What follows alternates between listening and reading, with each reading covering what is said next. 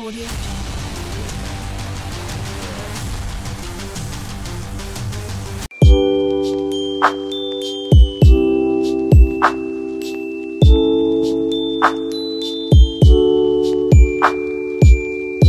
Greetings to all. In the name of our Lord and Savior Jesus Christ.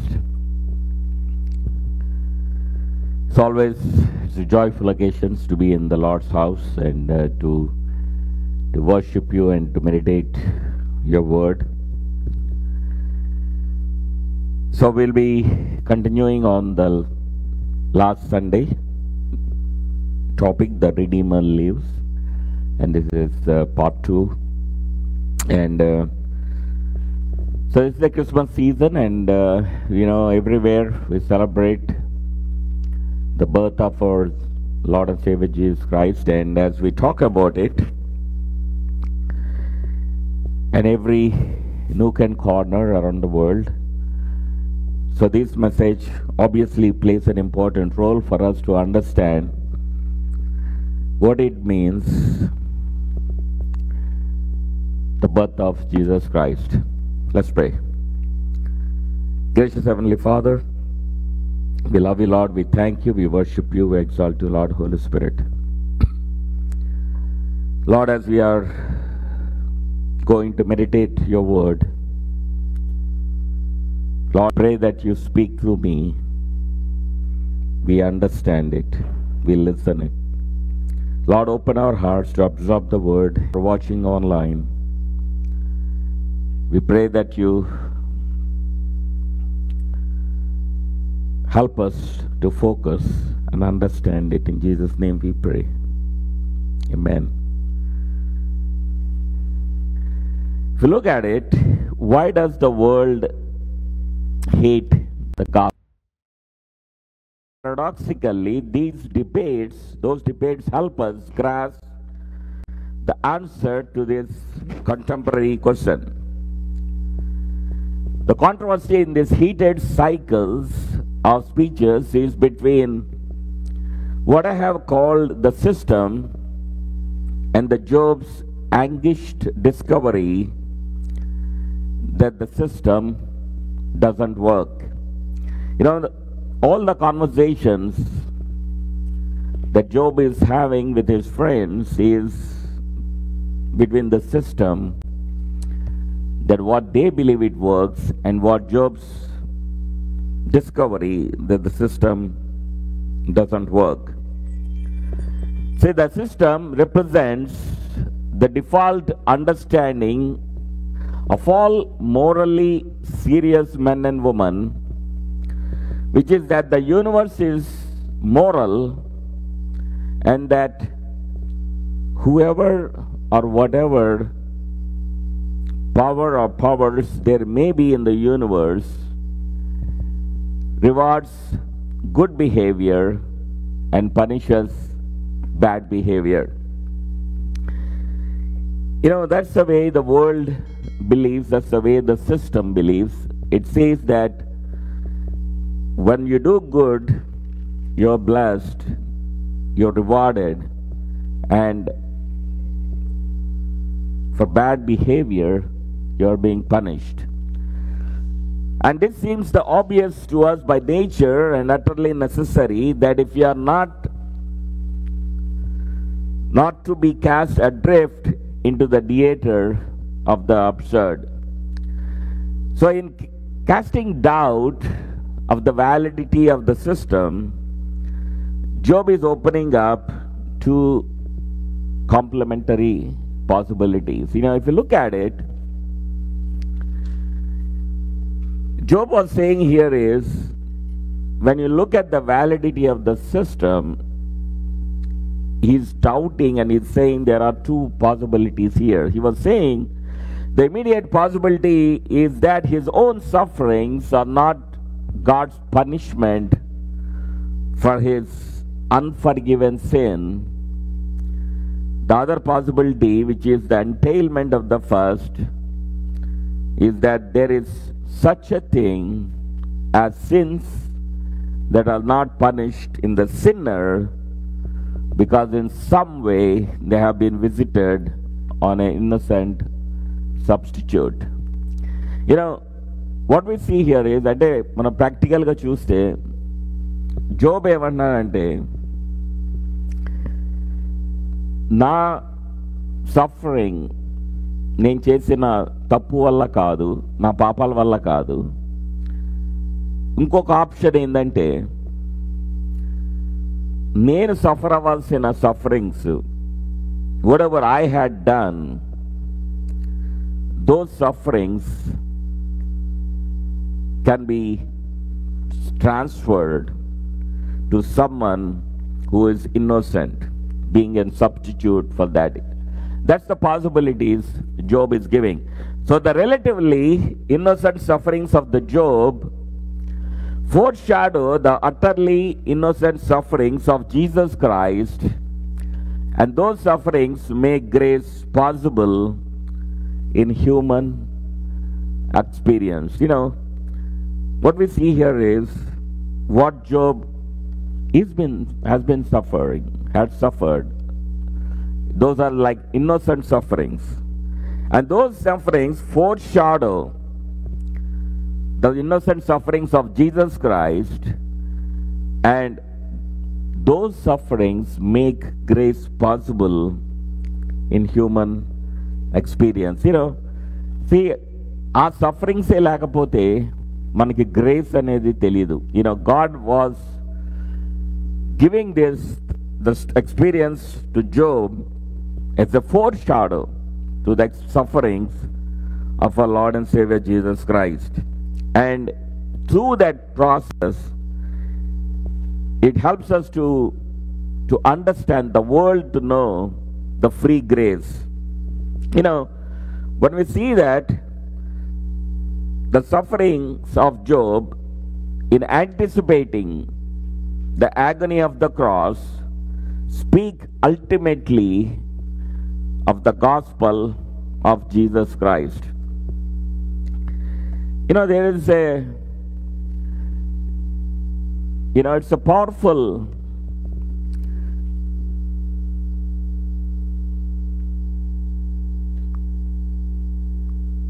the innocent suffering theme is a very powerful thing, what we see in this book of Job. If you look at the principle, therefore, the story of Job is the story of redemptive suffering. The story of Job is the story of redemptive suffering. The suffering of the one that makes redemption possible for others. You know, so whenever we are talking about the book of Job, we are talking about the redemptive suffering. And that suffering, the redemptive suffering, is the one that makes redemption possible for others. That means for all of us who are sinners. You know, we are redeemed by God, so we can be able to be in the presence of God. That is to say, the sufferings of Job, in anticipating the agony of the cross, speak ultimately of the gospel of Jesus Christ.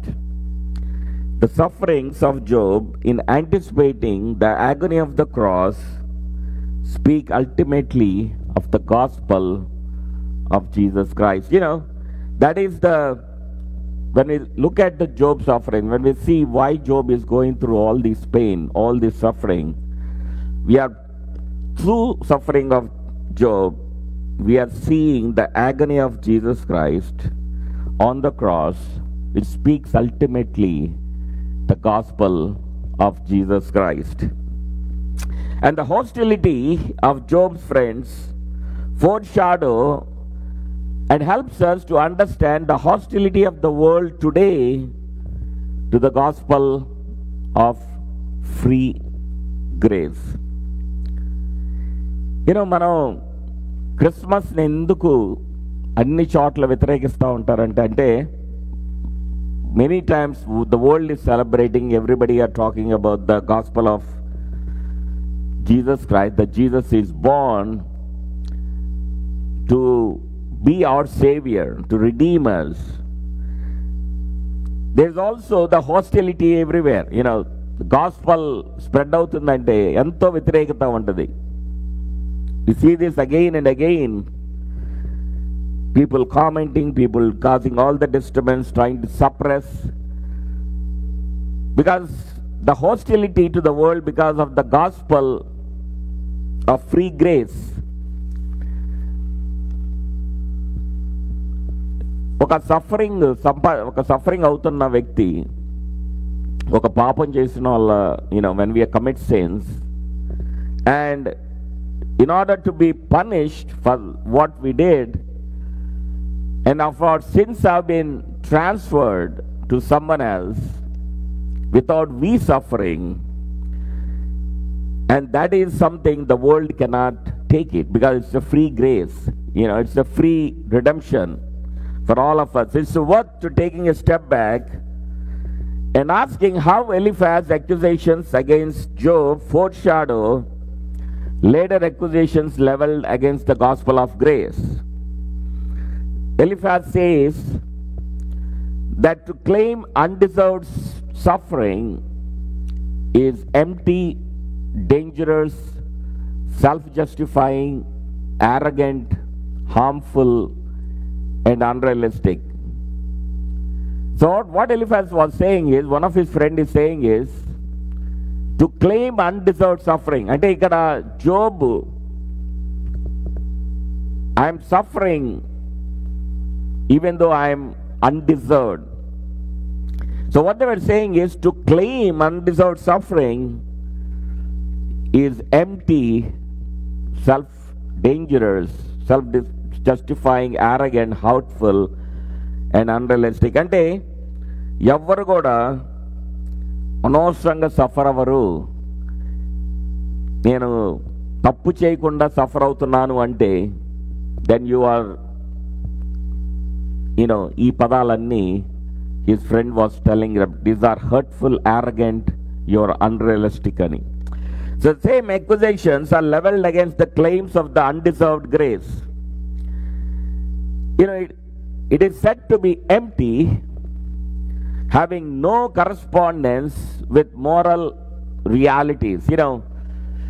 When we talk about the undeserved grace, they were saying it to be empty, having no correspondence with moral realities. It is said to be dangerous, undermining the necessary incentives to behave well. అంటే ఇక్కడ వాళ్ళ angle ఏంటంటే, మనం ఒక grace పొందే qualified కాకపోయినా, మనం ఒక పాపంలో ఇరుక్కున్న, తప్పు చేసి దేవుని పనిష్మెంట్ పొందాల్సిన వ్యక్తులకి ఒక దేవుని కృప మనకి ఇవ్వడం అనేది, they feel it's empty and it's having no correspondence to the moral realities, and they say that it's dangerous, undermining the necessary incentives to behave well. అంటే ఏంటి, మంచిగా ఉండాలి అన్న అవకాశం it's removing it, because there is no point. మనం life ఎప్పుడు మంచిగా ఉంటే బ్లెస్సింగ్స్ వస్తాయి, రాంగ్ వేలో వెళ్తే సఫరింగ్ అనే కాన్సెప్ట్ నుండి దేవుని దగ్గరకు వచ్చినప్పుడు మన పాపాలని వాష్ చేసి మనకి ఆ ఫ్రీ గ్రేస్ ఇస్తాడనేది the world cannot take it. ఇప్పుడు మనం ఏ రిలీజన్కి వెళ్ళినా కూడా చాలామంది గుళ్ళకి వెళ్ళి కోట్లు లక్షలు కుండీల్లో వేయటం కానీ, ఆ వాళ్ళకి ఇవ్వటం కానీ, వీళ్ళకి ఇవ్వటం కానీ, ఆ టెంపుల్లో వేయటం కానీ చేస్తూ ఉంటారు. వాళ్ళు ఎందుకు చేస్తారంటే పశ్చాత్తాపం కింద, దే వాంట్ టు, వాళ్ళు చేసిన పాపాలన్నీ కూడా వాష్ అయిపోయి వాళ్ళకి స్వర్గంలోకి అవకాశం వస్తుందని ఆ చేసిన పాపాలకి వాళ్ళ మనీ చెల్లిస్తూ ఉంటారు. What ever it is, they want to make sure they give it. They want to buy access to heaven through money. But when you talk about free grace, అంటే దేవుడు మనం చేసే పని బట్టి మనకి, He doesn't give us the access to heaven. It's something the system cannot take it. ఇంకా అలాంటప్పుడు మేమెందుకు ఈ విధమైన ఆనెస్ట్ జీవితం చేయాలి, ఒక మంచి జీవితం చేయాలి? ఒక పాపం చేసినవాడు కూడా దేవుని దగ్గరకు వచ్చి నేను పాపం చేశాను నన్ను క్షమించు అన్నప్పుడు ఆ కృప, ఆ ఫ్రీ గ్రేస్ అనేది వచ్చి వాళ్ళు స్వర్గానికి వెళ్తున్నప్పుడు దిస్ ఈజ్ డేంజరస్. అందుకే గాస్పల్ని వ్యతిరేకిస్తూ ఉంటారు. జీసస్ బర్త్ కానీ జీసస్ రిజరక్షన్ కానీ people reject it because it's a free grace. Jesus Christ gives us grace free, that we don't have to pay him anything to get that grace. So this was the objection made to the Paul's gospel of grace, as if they are saying, why not do evil that good may come? Romans 3:8. So he was saying, this is one reason why the gospel of free grace is continuously leaking away from the churches. The religious mind hates it.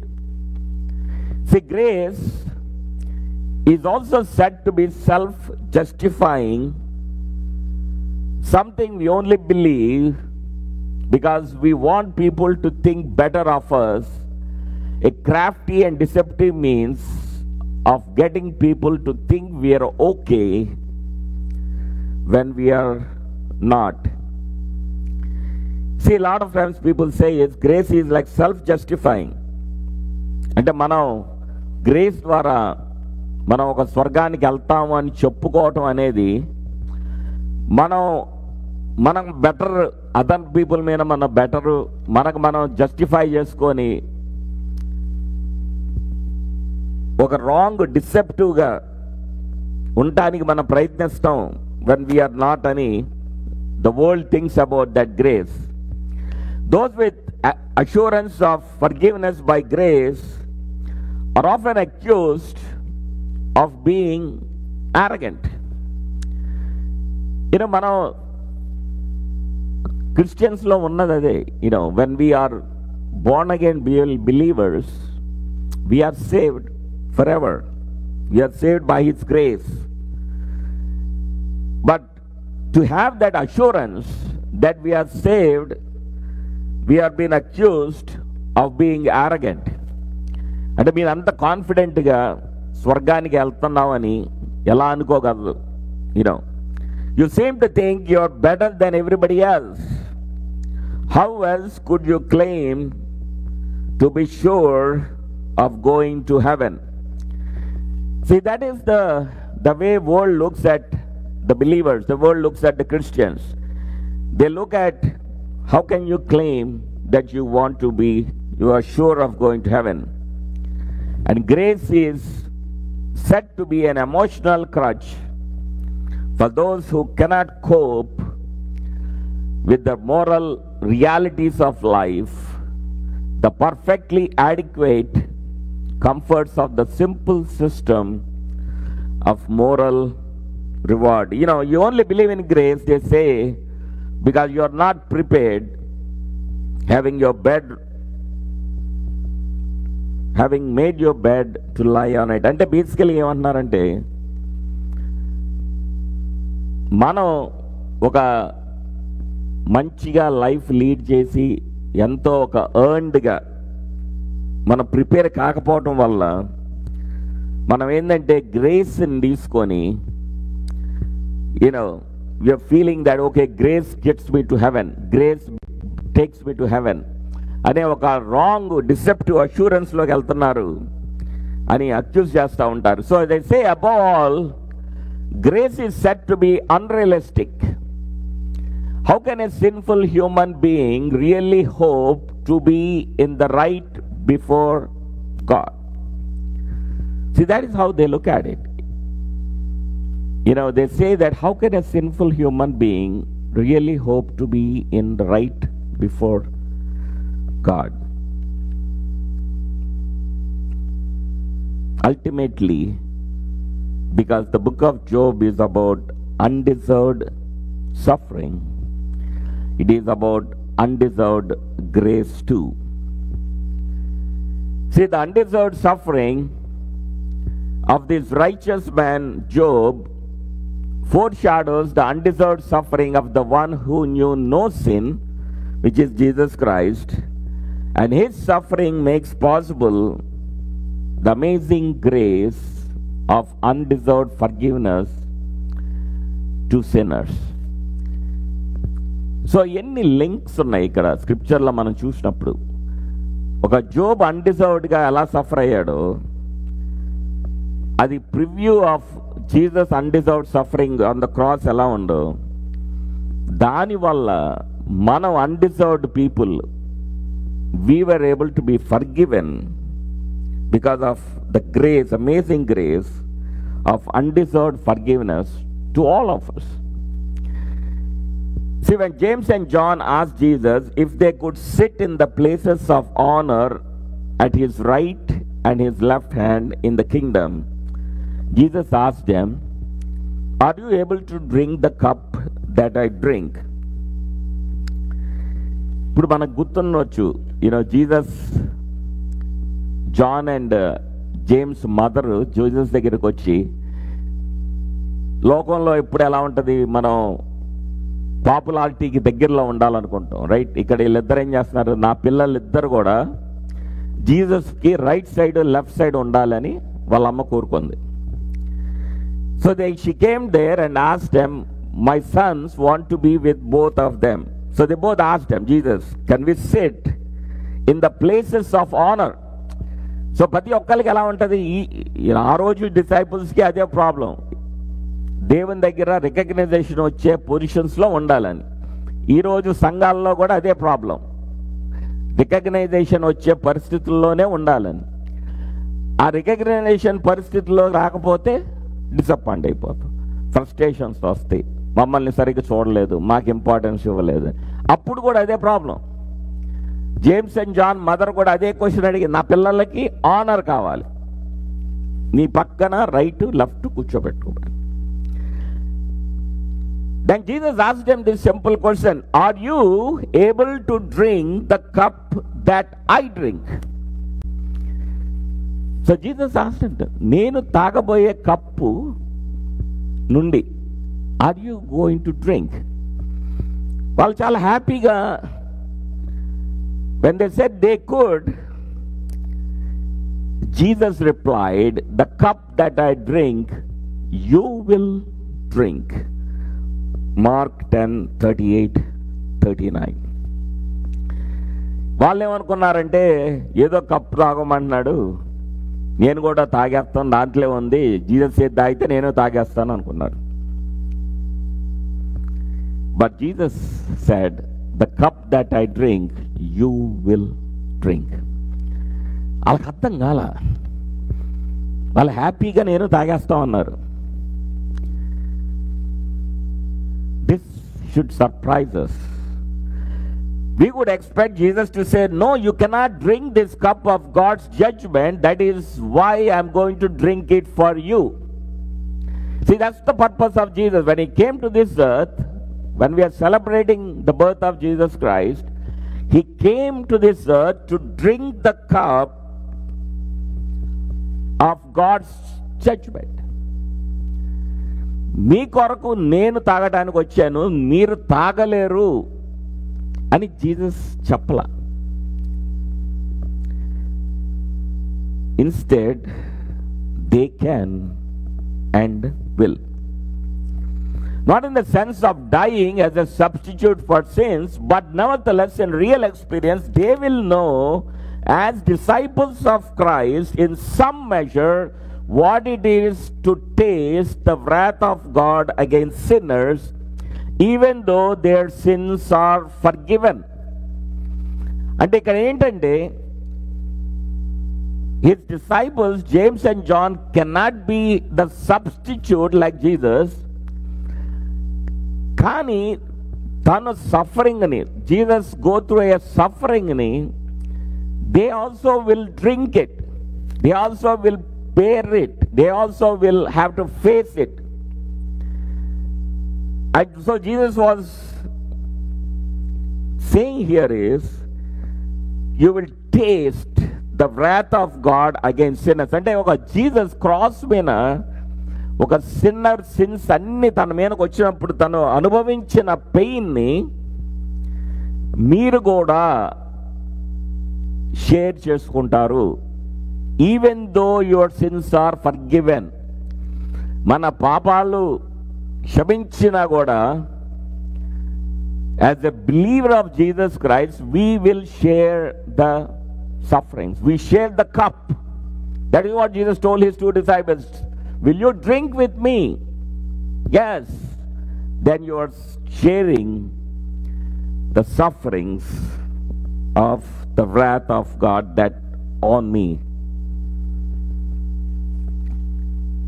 Job tastes this cup in anticipation. That is what Job did. His sufferings, what he is doing now is tasting this cup in anticipation, looking towards Jesus Christ's sufferings. Jesus Christ drinks it to the dregs on the cross. Christian disciples today continue to drink from this cup in their experience of redemptive sufferings. You know, when we take the communion, we are partaking the communion with Jesus. We are drinking, we are taking the bread, we are drinking the wine as a representative of his blood. As we are partaking it, we are experiencing as disciples the suffering, the redemptive suffering experience.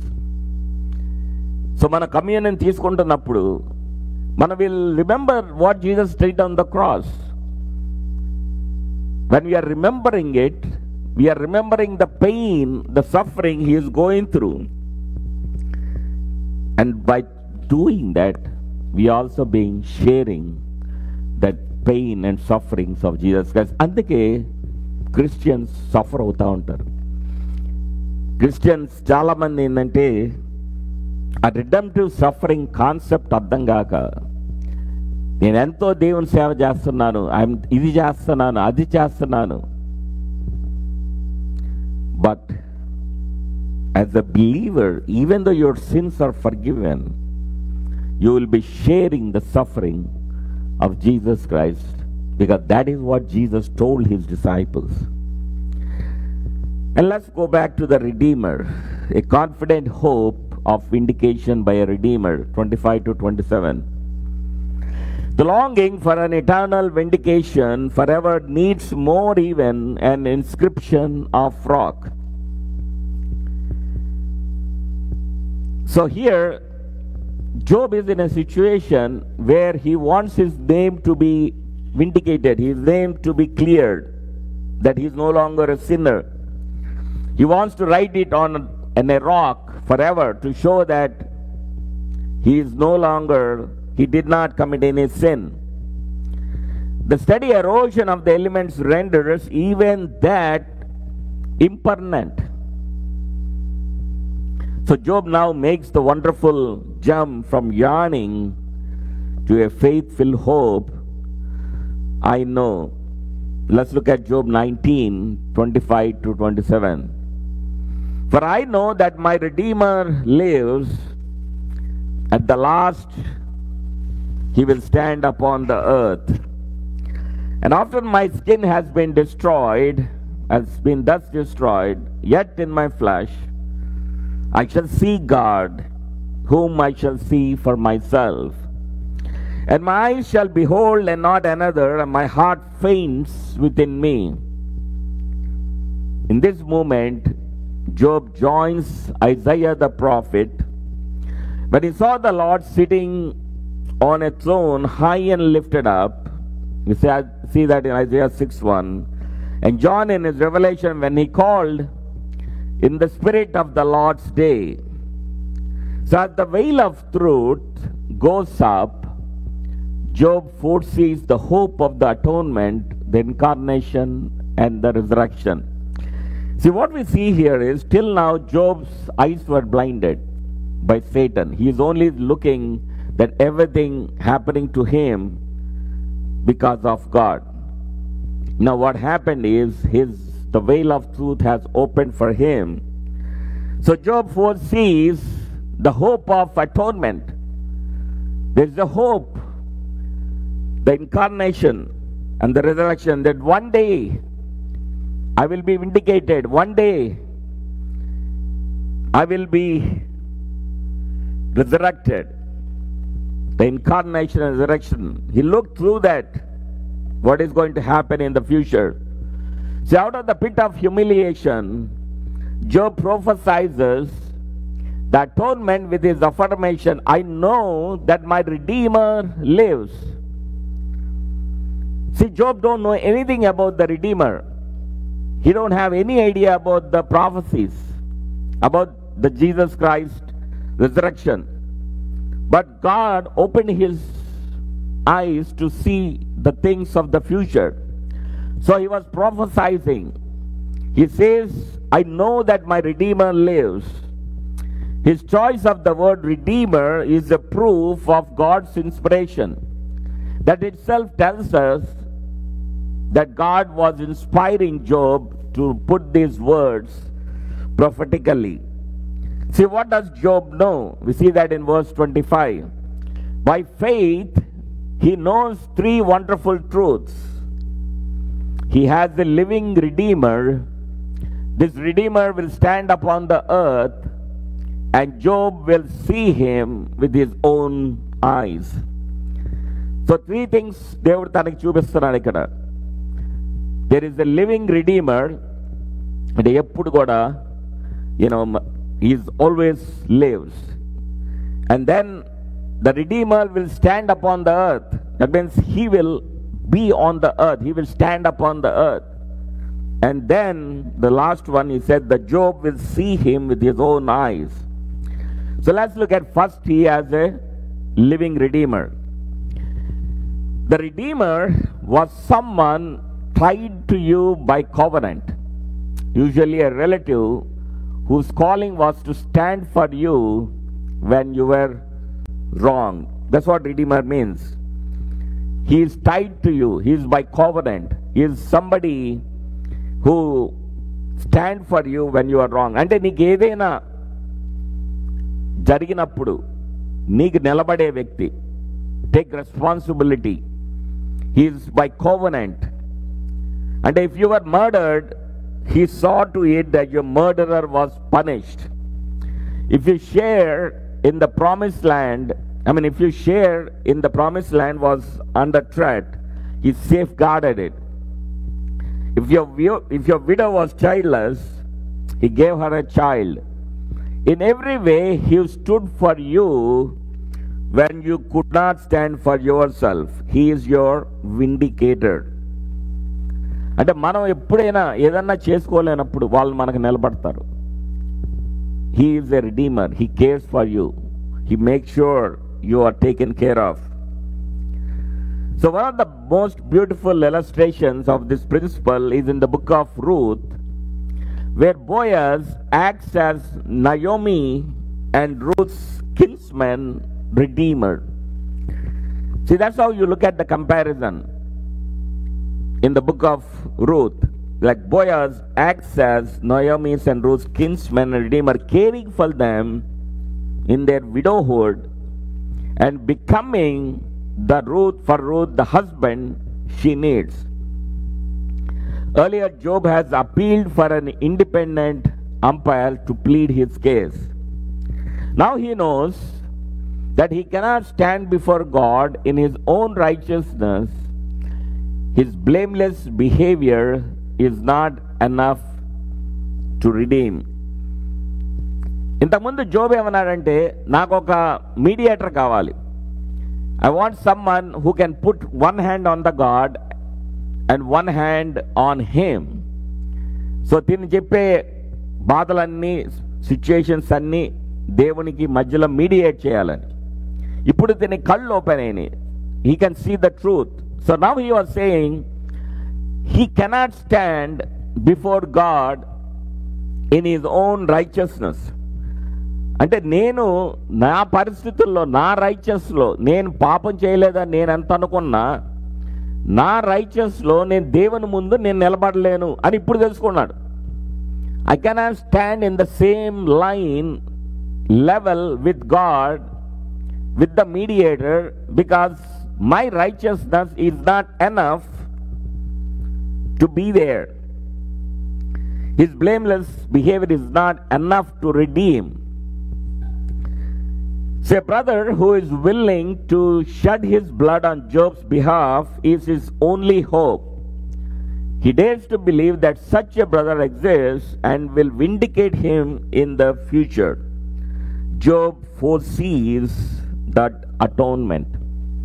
So ఇక Job ఏం చూస్తున్నాడంటే, నేను దేవునితో అక్కడ ఒక mediator మధ్యలో నేను ఉండాలంటే నేను నాకున్న రైచియస్నెస్ సరిపోదు కాబట్టి నన్ను రిడీమ్ చేయాలి, నన్ను విండికేట్ చేయాలి. నేను రాంగ్ నుండి నన్ను క్లియర్ చేసినప్పుడు then only I can be there at the same level that I can able to stand before God. You know, Job, what is Job doing? Is Job foreseeing that atonement? అంటే తన కోసం ఒక సాక్రిఫిషియల్గా ఎవరో చనిపోయి తన పాపాలని తన మీదకి వేసుకోవటం. You seeing that atonement is a substitute. So Job is confident that he has a redeemer who lives, means living forever, in contrast with the impermanence even of an inscription on stone. So Job ఏమనుకుంటున్నాడు? What is he confident on? He is confident on the redeemer. ఏదో నేను స్టోన్లో రాసుకొని అది కాన్స్టెంట్గా ఉంటుంది అనేది కాదు, అది it can be wiped away. But what is saying is, ఈ redeemer who lives for ever, he will vindicate me. అంటే ఆ రిడీమర్ వచ్చి నేను పాపం చేయలేదు అని తనకి ఒక క్లీన్ ఇస్తాడని ఆ హోప్తో ఉన్నాడు. That is the only thing he is looking, so that he can have that able to stand in front of God. So this redeemer can be none other than God himself, the living God who often in the Old Testament stands as the redeemer of his people. So తనని redeem చేయాలంటే దాన్ని దేవుడే అవ్వాలి. Because he cannot stand before God and talk like God, or if he can't redeem. So in order to redeem, he have to be God. And that is what we see that Old Testament, he was redeeming his people. So this redeemer must live in an absolute sense, and he must be able to stand for Job as an equal before God, who is Job's accuser. So Job angle ఏంది? దేవుడు is accuser. At the same time, he wants a redeemer who redeems him, that he to be vindicated from it, and who should be equal to God. అంటే దేవునికి సమానంగా లేకపోతే తన విండికేట్ చేయలేడు. ఎందుకంటే దేవుడు తను అక్యూజ్ చేస్తున్నాడు అంటున్నాడు. సో దేవుడు సమానంగానే తన అక్యూజేషన్ నుండి తీసేయాలి. అంటే దేవుడే చేయాలి, దేవుడే విండికేట్ చేయాలి. So the redeemer should be equal before God. So no one less eternal than God or lower status than God will suffice. So తనని విండికేట్ చేసే ఏ వ్యక్తి అయినా కూడా, రిడీమ్ చేసే ఏ వ్యక్తి అయినా కూడా దేవుని కన్నా లోవర్ స్టాండర్డ్లో ఉండకో. It's not possible. So this is not logical by any sort of logic that the religious or philosophical systems can manage, but is ultimately true. It is one of the deep ways in which the book of Job, like the whole Old Testament, ultimately does not make sense without Christ and without God, who is the Trinity. So the sufferings of Job are a type and the foreshadowing of the sufferings of Christ, in whom God is for us. So what we have been talking about is the same. The sufferings of Job are a type and foreshadowing of the sufferings of Christ, in whom God is for us. As Luther puts it in his wonderful gospel paradox, God loved us even as he hated us. It is not only that the believer is at the same time a justified man and a sinner, God is at the same time a judge and the redeemer. So ఇది అర్థం చేసుకోవడం ఒక్కసారి ఆలోచిద్దాం. Believer can be a justified person and a sinner at the same time. అంటే దేవుని salvation పొందినప్పుడు, దేవుణ్ణి మనం యాక్సెప్ట్ చేసినప్పుడు, then you are vindicated and you are justified. You become a justified person. At the same time, we have a sin nature in us and we do sin. So we are justified by our sins and also we are a sinner at the same time. అంటే ఒక దేవుని sacrificial death ద్వారా మనం విండికేట్ అయిపోయాం. At the same time, because we do sin as a human body, that we are both together. At the same time, God is at the same time judge and the redeemer. అంటే మనం చేసిన తప్పుకి దేవుడు మనల్ని punish చేస్తూ ఉంటాడు. At the same time మన తప్పుల్ని తన మీద వేసుకొని మనల్ని రిడీమ్ చేస్తూ ఉంటాడు. So is redeeming us by taking our sins on him, but at the same time he is acting as judge to discipline us for things what we do wrong. So believer ga rendu ela untunniyo, justified as a sinner and justified man and a sinner. God at the same time is a judge and a redeemer. Second, Job knows by faith this redeemer will at the last stand upon the earth, literally upon the dust, which may be a reference to Job's grave. So he was telling that Redeemer will stand upon the earth. So he knows that God will stand on the earth. He will see him. Better than a fading tombstone inscribed with my indication, there will be an eternally living vindicator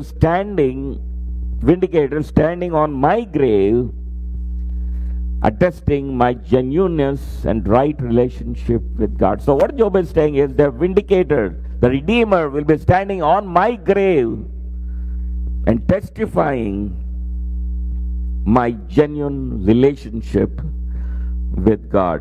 So he is believing he will die, but the Redeemer who will be living will testify about him that he is no longer a sinner. That is what Job was telling. He knows he will die before the Redeemer comes and vindicates me, but he was saying the Redeemer will stand on my tombstone physically and will redeem me. In this context, the word stand refers to a witness standing in court to bear testimony. So the eyes of faith stand wide open as Job advances to the vision of incarnation, when he affirms, I know that he shall stand at last on the earth. God has spoken through Job.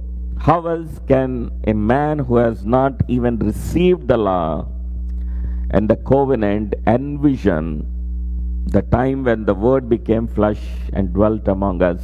John 14. ఇది ఎలా ఉందంటే John 1:14 చెప్పిన వార్త, the word became flesh and dwelt among us అన్న వర్డ్ని Job is prophesying in Job 19:25. I know that he shall stand at last on the earth అని.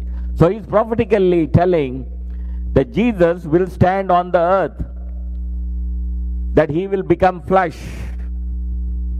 So God and man, heaven and earth, life and death are all conjoined in the incarnation of Christ. Although Job is centuries from the birth of the Savior, he lives in that hope by faith. If you look at it, how the people of Old Testament were saved, these are the people who look towards Jesus Christ. That's what Job is doing it here. He's looking towards his Redeemer. He's believing the Redeemer will vindicate him. And through that hope by faith, he's looking towards the birth of the Savior Jesus Christ.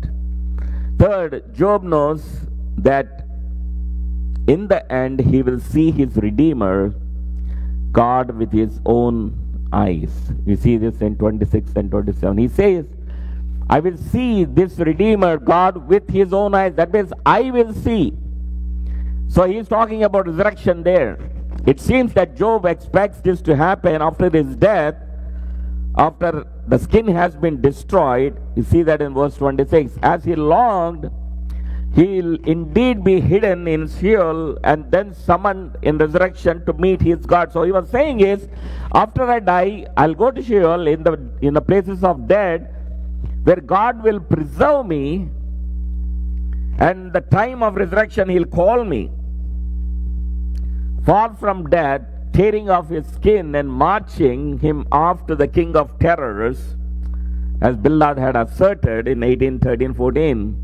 Job will be escorted to meet his God face to face. So, what his friend was telling is, you will be tearing off your skin after your death. He says you will be taken to the king of terrors, that means the Satan. But what Bildad, this is what Bildad, his friend, was asserting, but Job will be escorted to meet his God face to face. అంటే దేవుడు తనని preserve చేసి తనని దేవుని దగ్గరికి ఎస్కార్ట్గా తీసుకెళ్తాడని he is hoping to stand before God carries with it the meaning of having a right relationship with God, finally recognized and being vindicated. దేవునితో దగ్గర మనం నిలబడాలంటే, to stand before God, what it means is to have a right relationship with God. అంటే దేవునితో మన correct relationship లేకపోతే మన దేవుని దగ్గరికి వెళ్ళి నిలబడలేం, దేవుని ముందు నిలబడలేం. And the only way you can have the right relationship is when God finally recognized and being vindicated. అంటే దేవుడు మనల్ని విండికేట్ చేస్తే, మన పాపాలని వాష్ చేసినప్పుడే, మనల్ని ఫ్రీ చేసినప్పుడే, మనకి హిస్ రైచియస్నెస్ మనకి ట్రాన్స్ఫర్ చేసినప్పుడే, then we can have a right relationship with God. Until then, we will not have that. At the end of Psalm 17, David cries out, as for me, I shall be vindicated and will see your face. So King David is telling, I shall be vindicated and will see your face. Vindication అయినాకే నేను face చూడగలను. ఆ దేవుడితో vindication అవ్వకపోతే మన దేవునితో సహవాసం చేయలేం. We can't have this relationship with God. And this anticipatory faith-fueled confidence of Job anticipates his words, now my eye sees you.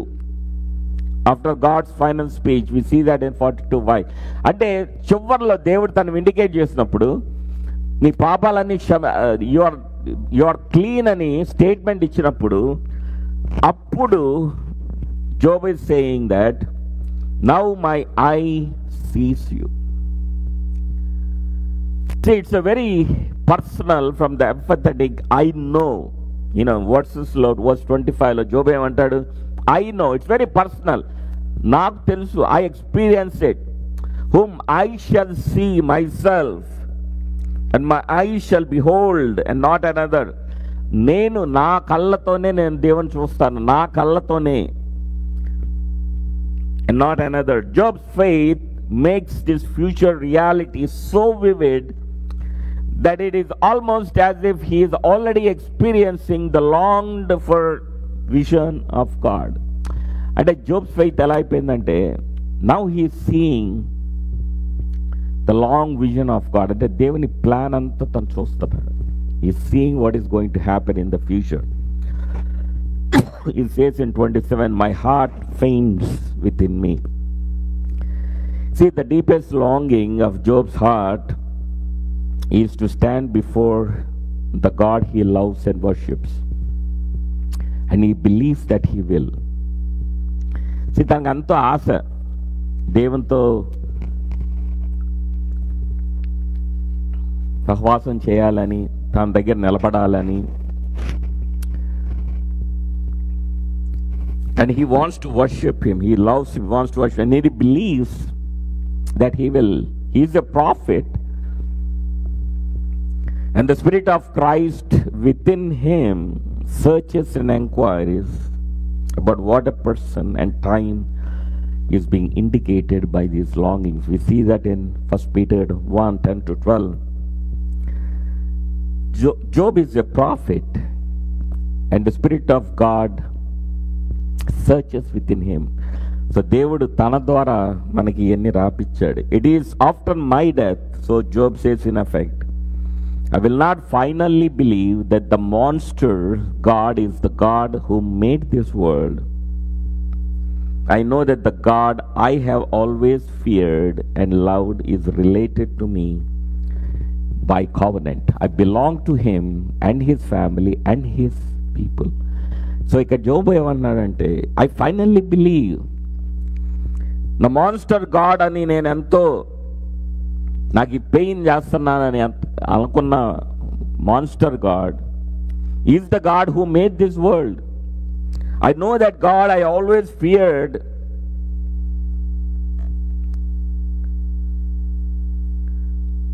and loved is related to me by covenant.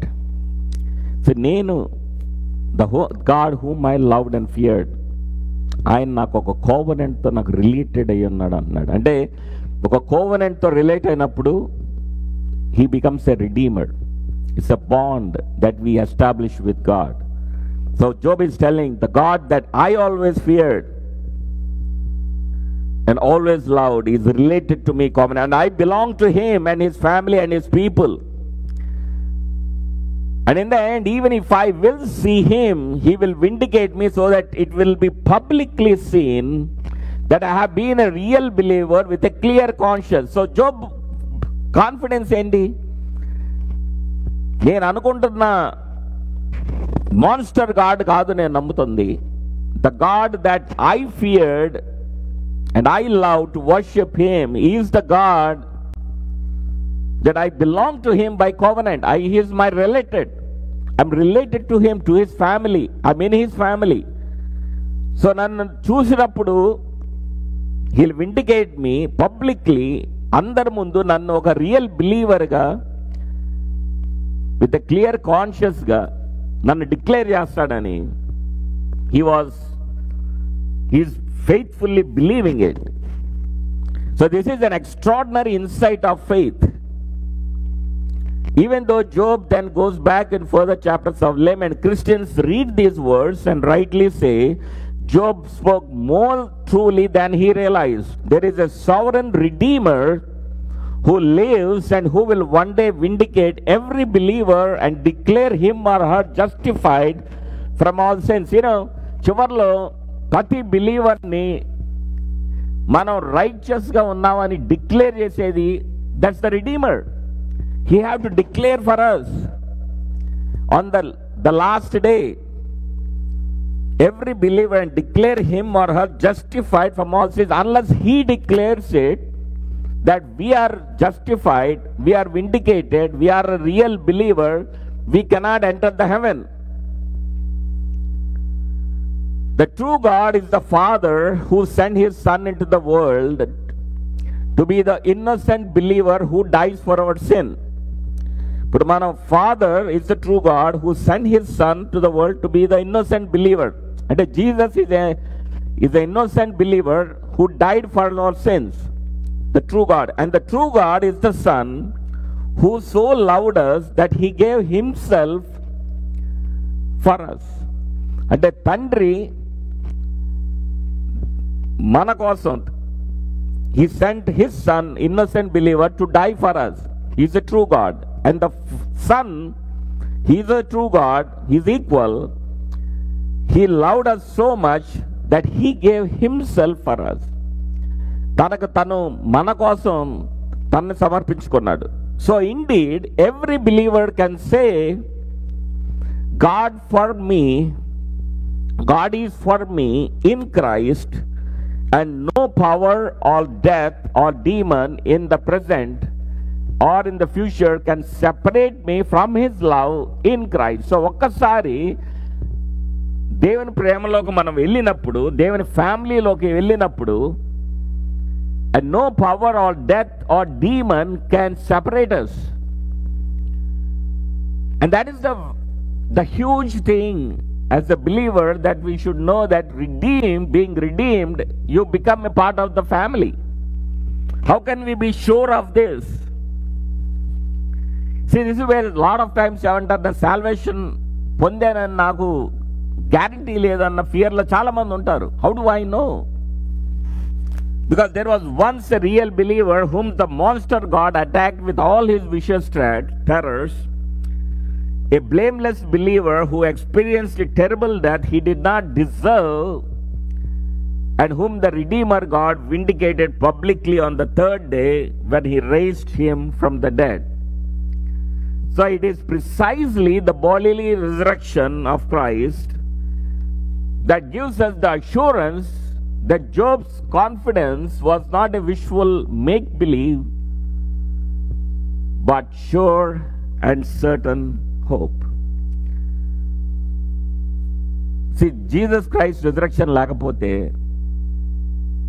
Job hope what he is thinking through, maybe it would be in wishful thinking, but it's not.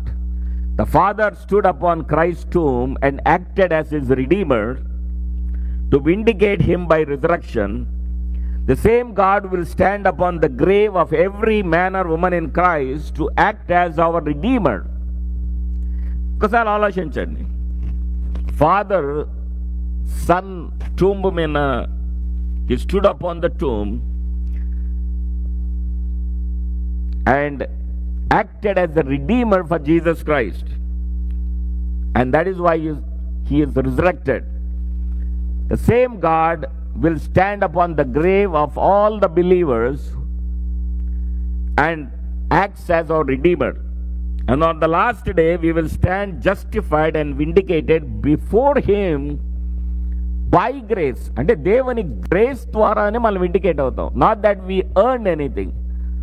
We can't buy the grace. We can't buy those redemption. It is his free will. It's a free grace. And then he says in 28 to 29, to those who do not believe, he gives a warning. To those who do not believe in grace. But we must not miss the final warning. Right at the end, Job turns back to his friends to warn them. If you say, how we will pursue him, and the root of the matter is found in him, be afraid of the sword, for wrath brings the punishment of the sword, that you may know there is a judgment.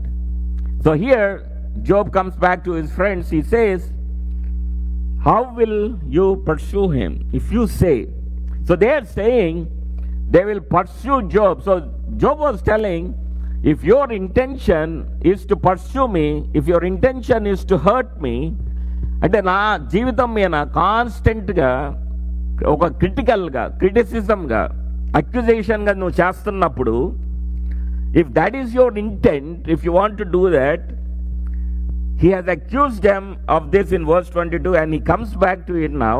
They pursue him because they believe the cause of his sufferings is his sin, and this is what the root of the matter is found in him. So for them is, they're accusing him, they're pursuing him, is because in their mind all the sufferings of Job is because of his sins. They will not believe that his suffering can be innocent and even redemptive. So there is no place in the system either for undeserved suffering or undeserved grace. So వాళ్ళ friends angle ఏంటంటే, జోబ్ను వదలట్లా, వాళ్ళని harass చేస్తానే ఉన్నాడు, criticise చేస్తానే ఉన్నాడు, accusation చేస్తానే ఉన్నారు. ఎందుకు చేస్తున్నారంటే, ఇన్నోసెంట్ సఫరింగ్ అనేది లేదు, రిడమ్టివ్ సఫరింగ్ అనేదే లేదు, ఫ్రీ గ్రేస్ అనేదే లేదు. It's not there. నువ్వు సఫర్ అవుతున్నావంటే నువ్వు తప్పు చేసావు, you sinned and you are being punished. Therefore they stand in great danger for those who align themselves with the accuser of our brothers. So ఇక్కడ Job ఏమంటున్నాడు, okay, you want to pursue me, you want to make me somebody I'm lying, that I don't deserve the suffering, like undeserved suffering. So he says, you are in great danger because you are aligning themselves with the accuser of our brothers. Who is the accuser of brothers? It's the Satan. So in ఏమన్నాడంటే, okay, because you are aligning with the accuser of brothers, which is the Satan, you are hanging over them a sword. They are under the wrath of God, and the day will come when they will know there is a judgment. So ఇక్కడ Job ఏమన్నాడంటే, if that is what you want to believe, if that is what you want to pursue, you will be under trial, you will be under judgment, because you are aligning with the accuser of brothers. Then you are under the wrath of God, under the sword of God, and there is a judgment. See, ikkade చాలా మంది చాలా ఈజీగా miss అయిపోతూ ఉంటారు.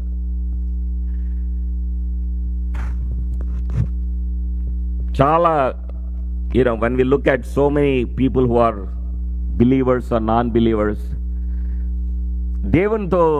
దేవుణ్ణి అభిషేకం పొందిన pastors జోలికి కానీ, దేవుని వర్క్ చేస్తున్న people who are being called by God to serve, they have to be very, very careful what they do in accusing them, because they don't understand the consequences of those things. Because Job talks about this very clearly. He talks about the accuser of brothers, which is the Satan. And a lot of people go through these challenges. తెలిసి తెలియకుండా they accuse, they criticize, and they come under the wrath of God, because there is always a judgment on them when people do those things. And here he is saying, if he is to be vindicated by the God of justice, even in future life, it means that his friends will also have to stand under the scrutiny of judgment for the way they have treated him.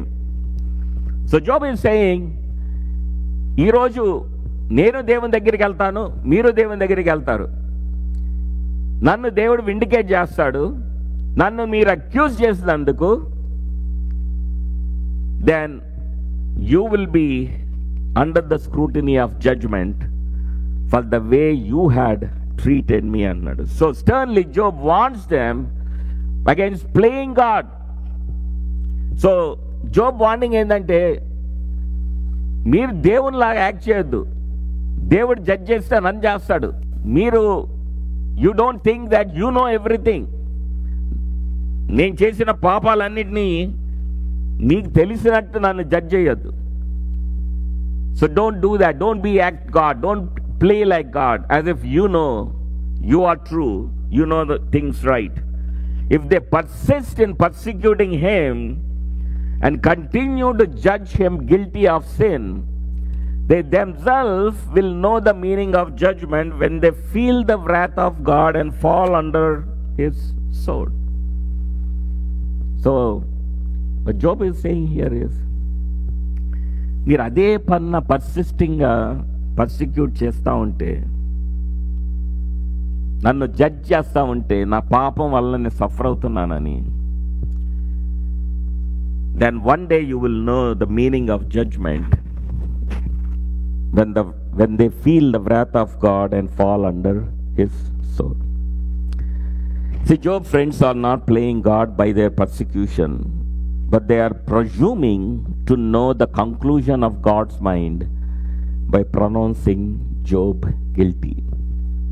So ఇక్కడ ఏంటంటే, దేవునిలాగా act చేయటమే కాకుండా దేవుని mind తెలిసినట్టు వీళ్ళే declare చేసేస్తున్నారు. నువ్వు guilty, నువ్వే తప్పు చేసావు అని డిసైడ్ చేస్తున్నారు. So it is bad enough to persecute people in the name of religion, but is unforgivable to pronounce them guilty before God does. అంటే అక్యుజేషన్ చేయడం ఒక అంతు, కానీ నువ్వే చేసావు, నువ్వే గిల్టీ అని చెప్పి డిక్లేర్ చేయడం అనేది అన్ఫర్గివబుల్ అంటున్నాడు. Because that is only deal with God. See, God will deal that, whether to punish us, how to judge us, it's all up to God. But humans cannot be God. Humans cannot declare somebody is guilty. So the debate has come down to the hard but simple truth. If his friends are right, Job is wrong. But if Job is right, his friends are wrong. Job is willing to let God be the judge. So final word of this magnificent speech is not Job's awestruck confidence in his justification and resurrection. It is his warning to his friends in danger. There is nothing more important for them than to come and know the reality of undeserved suffering. For this will point them to the cross of Christ, and thus to the undeserved grace without which they can have no hope. You know, మనకి undeserved suffering అర్థం కాకపోతే ఆ undeserved గ్రేస్ని మనం పొందుకోలేం. మన undeserved గ్రేస్ని పొందుకోలేకపోతే then there is no hope. So each of us who suffers or who cares for another, who suffers us, why has this happened? Why did this happen to me, or to her, or to him? And we ask perhaps in some desperation, is God for me or against me? It sometimes feels as though God is a monster set on making our life miserable, so that you or I, for one whom we care alone, are deeply hurt.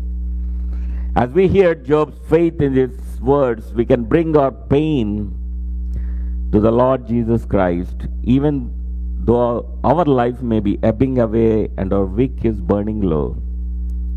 We too may say, I know that my Redeemer lives, and at the last he will stand upon the earth, and after my skin has thus been destroyed, yet in my flesh I shall see God,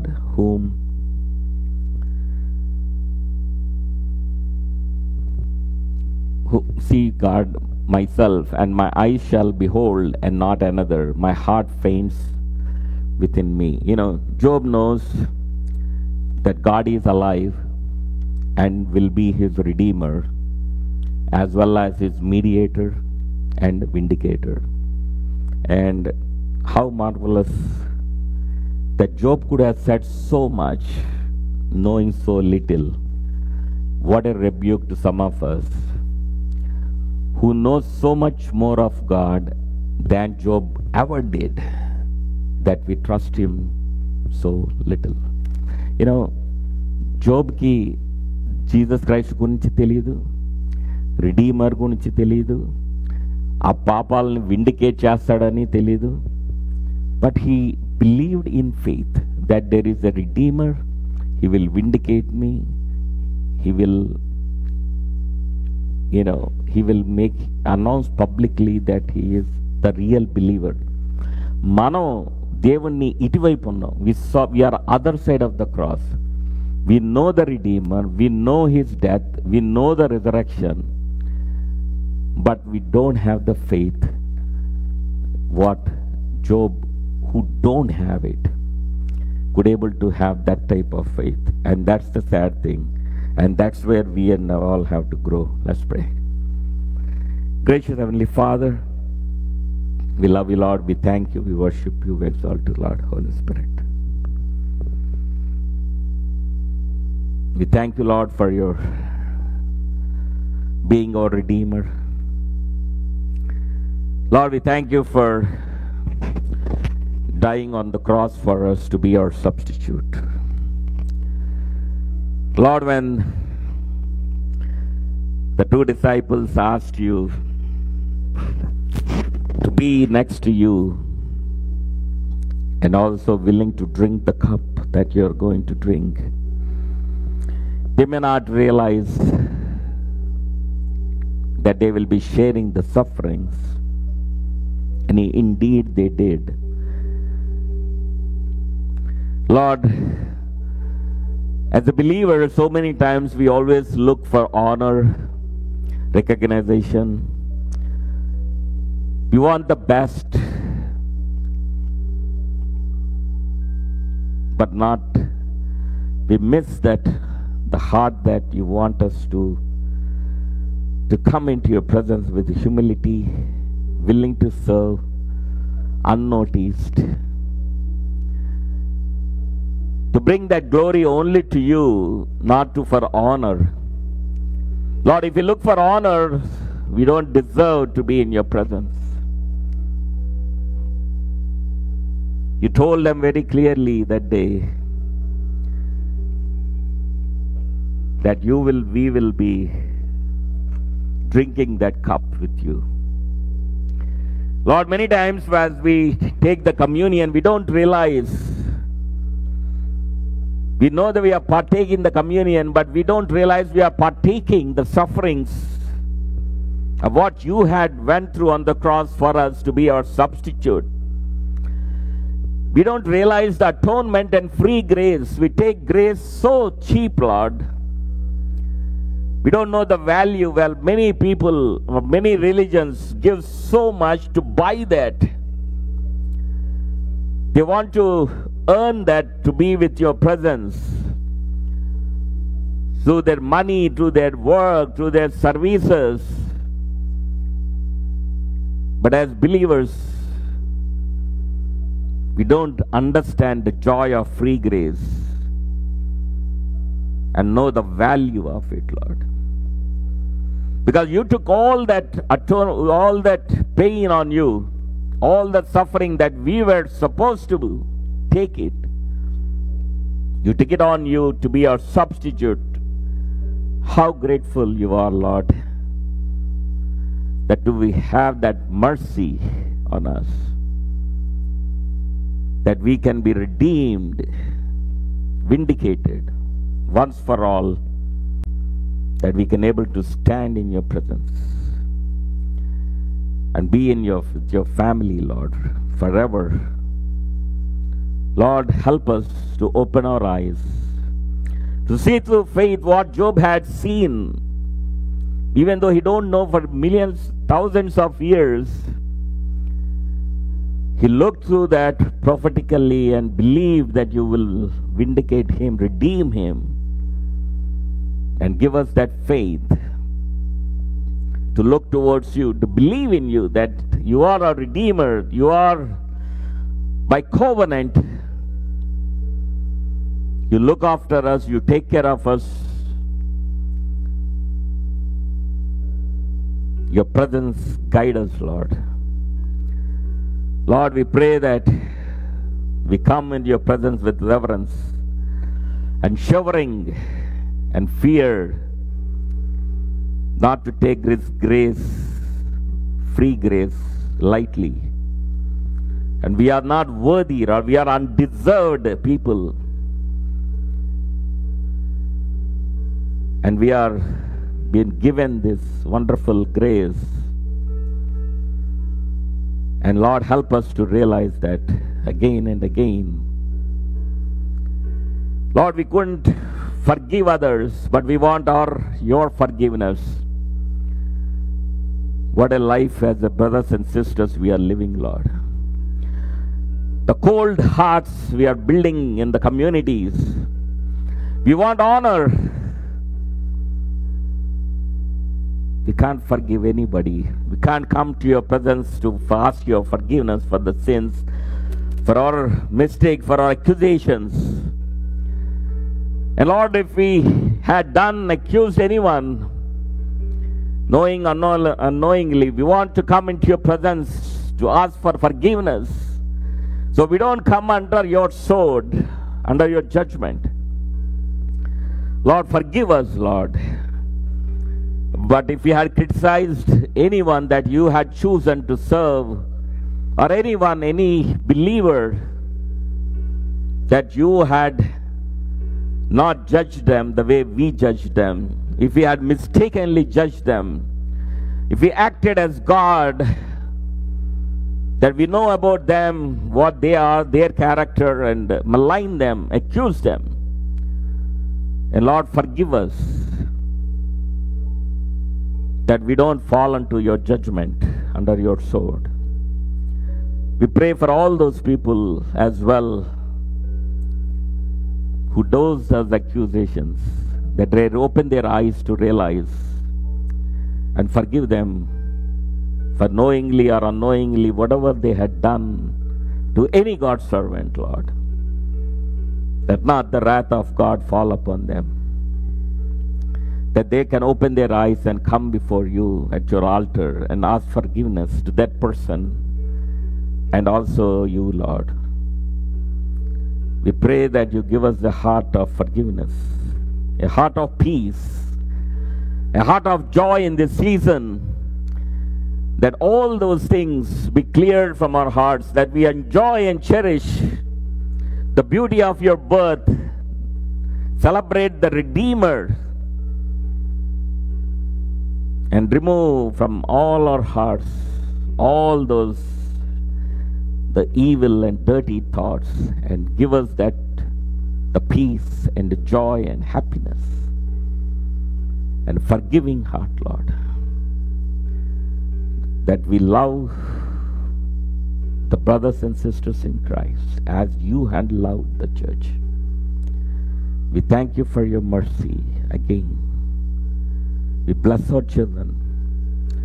We pray for our for your divine protection around us. We guard our shield and protect us, that no harm come to our families. In Jesus' name we pray. Amen and amen. The love of our Father, grace of our Lord and Savior Jesus Christ, fellowship of the Holy Spirit be with you all now and forevermore.